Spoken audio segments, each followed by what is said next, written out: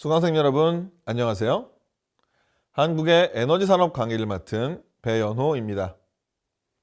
이번 시간에는 지난 강의에서 살펴본 신재생 에너지 산업의 정의와 필요성, 주요 정책과 시장 현황, 초기 단계와 기술 도입에 이어 최근까지의 기술 발전과 주요 성과, 향후 과제 등에 대해 자세히 분석해보는 시간을 가져보도록 하겠습니다.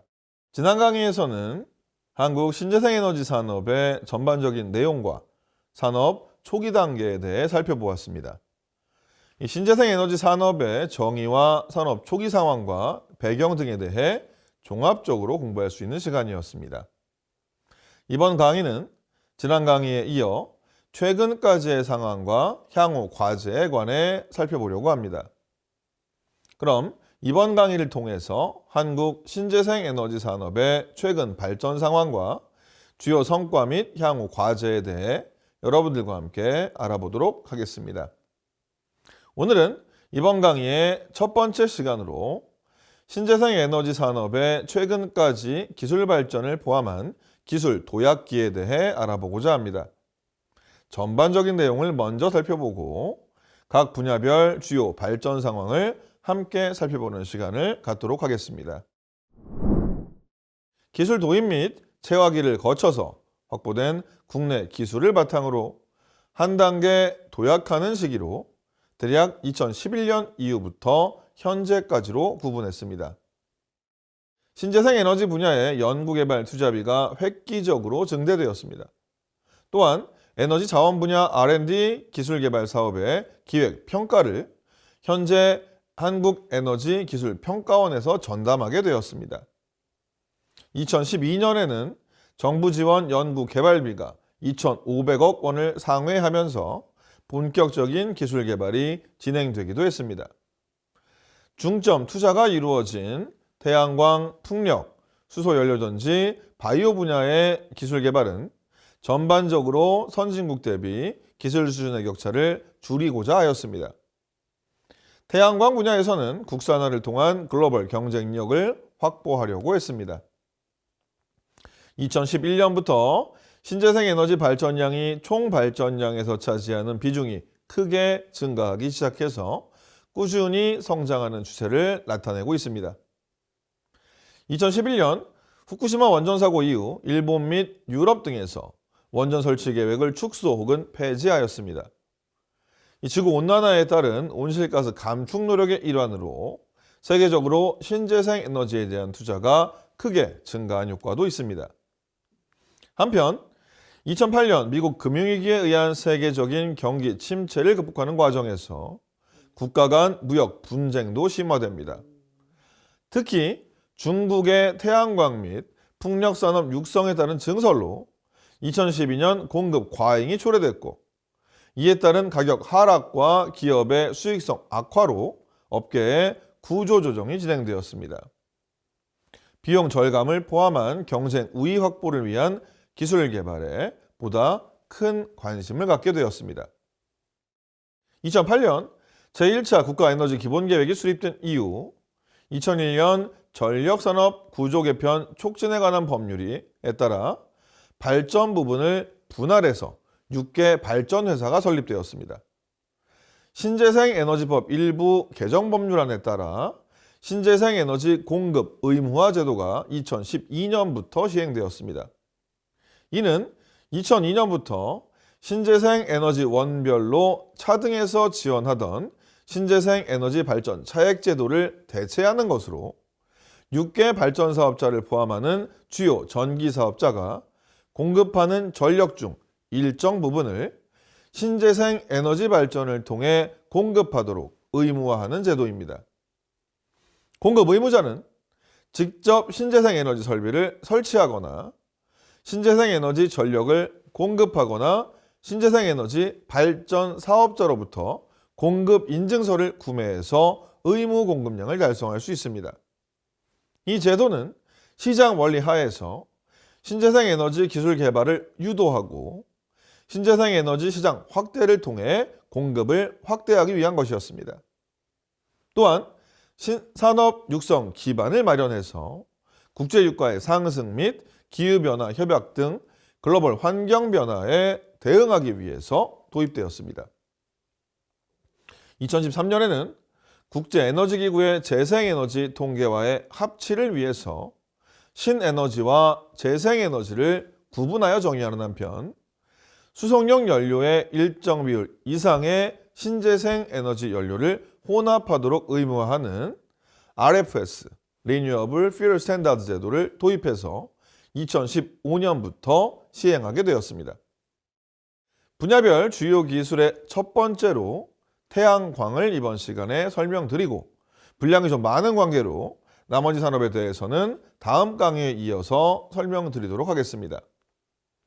태양광 발전 기술은 2011년 후쿠시마 원전 사고 이후 세계 태양광 산업을 주도하는 독일 외에도 일본, 미국, 중국 및 유럽에서 태양광 발전을 확대하면서 생산 규모의 대형화와 함께 양산 효율도 증가해서 발전 원가의 경쟁력이 크게 개선되었습니다.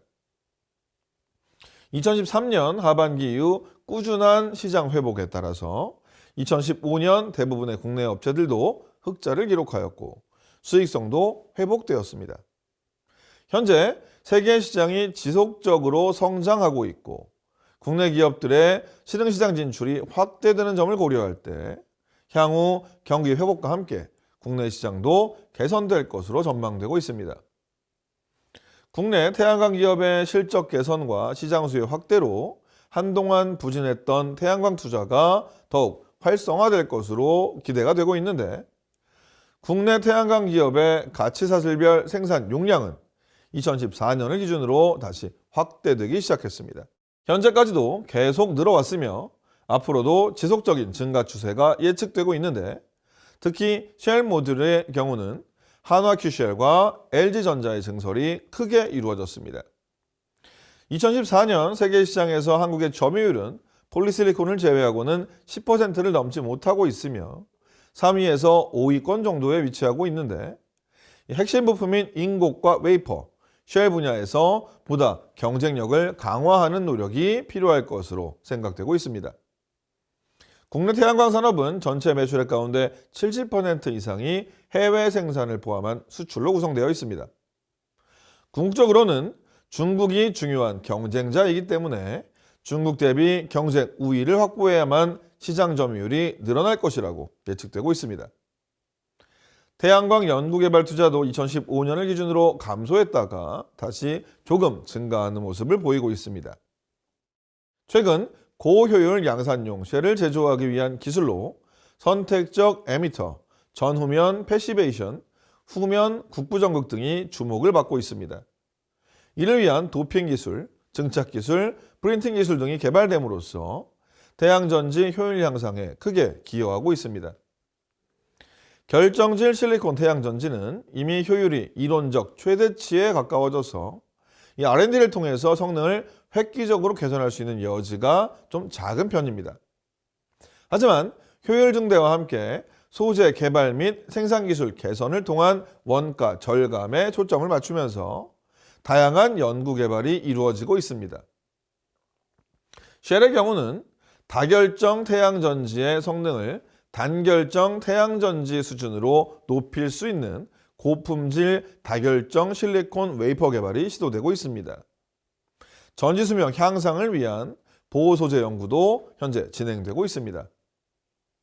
그리고 산업용 P-타입 스크린 프린티드 쉘이라는 것이 있는데 약 180 마이크로미터 두께의 웨이퍼를 이용해서 제조하고 있습니다.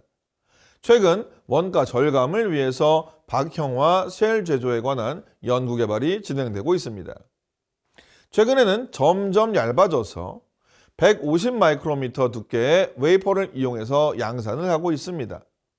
R&D 단계에서는 이제 100에서 120 마이크로미터 초박형 쉘 기술 개발도 추진되고 있습니다. 향후에는 100 마이크로미터 이하의 웨이퍼가 양산돼서 사용될 것으로 예측되고 있습니다. 점점 얇아지는 것입니다. 2012년을 전후로 계속되는 업계 구조조정의 영향이 아직 진행 중입니다. 사실은 중국의 과잉 설비로 인해서 전 세계적으로 설비 단가가 굉장히 많이 하락했던 경험이 있습니다. 그 여파가 아직 완전히 없어진 것은 아니라고 볼 수 있습니다. 또 한국은 선진국 기술을 따라하던 방식에서 벗어나 고효율 셀이나 모듈 기술에서 선진국을 추월하기 위한 연구 개발이 굉장히 활발히 진행 중이라고 말씀드릴 수 있습니다. 한국의 경우에는 생산하는 업체와 연구기관의 수가 작은 이 비정질 실리콘 방막 및 CIGS 방막 태양전지의 생산 기술 국산화율과 기술 수준은 아직 상대적으로 낮은 편입니다. 이후 정부의 육성 의지로 태양광 R&D 지원이 본격적으로 확대되면서 결정질 실리콘 태양전지가 극복해야 할 문제인 온도 상승에 따른 효율 저감 및 가격 저감을 해결하기 위해서 다양한 방막 태양전지 연구가 진행되고 있습니다.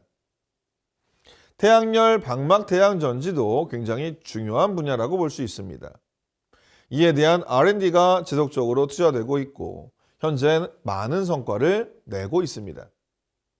이 외에도 이 나노 크기의 반도체 입자인 양자점, 퀸텀 닷이라고 합니다. 이 양자점은 크기에 따라 흡수하는 빛의 파장이 다르다는 특성을 이용해서 크기별로 양자점 태양광 흡수층을 구성해 효율을 향상시키는 이 양자점 태양전지와 실리콘계, 화합물 반도체 방막, 3세대 태양전지 등의 복합화 또는 다중 접합 기술을 이용한 유무기 복합 하이브리드 태양전지 또한 향후 개발이 본격화될 것으로 전망되는 분야입니다. 이런 차세대 기술 분야의 연구개발 목표는 선진국 대비 최소한 80% 정도의 기술을 달성하는 것으로 목표를 삼고 있습니다. 이번 시간에는 신재생 에너지 산업의 최근까지의 기술 발전을 포함한 기술 도약기에 대한 강의로 신재생 에너지 기술 도약기의 전반적인 내용과 태양광 분야의 주요 발전 사항을 먼저 살펴보았습니다. 한국 신재생 에너지 산업의 최근까지 발전 상황에 대해 알아볼 수 있는 시간이었습니다. 다음 강의에서는 이번 강의에 이어서 아직 다루지 못한 분야별 주요 기술 발전 상황에 대해 살펴보려고 합니다. 그럼 다음 시간에 뵙겠습니다. 감사합니다.